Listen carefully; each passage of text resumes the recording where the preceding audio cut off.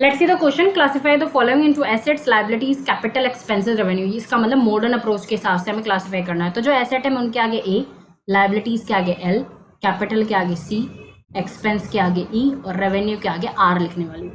ठीक है, तो चलिए शुरू करते हैं। तो लैंड क्या है, हमारे लिए एसेट है। इन्वेस्टमेंट हमारे लिए एसेट है। बिल्डिंग हमारे लिए एसेट है।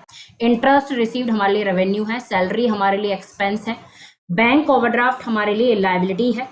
बैंक ओवरड्राफ्ट क्या हमारे लिए लायबिलिटी है। डेटर्स हमारे लिए एसेट है। क्रेडिटर्स हमारे लिए लायबिलिटी है। बैड डेट्स क्योंकि हमारे लिए लॉस है यानी एक्सपेंस है, तो मैं इसको ई में लिखूंगी। कैपिटल हमारे लिए लायबिलिटी है, इंटरनल लायबिलिटी।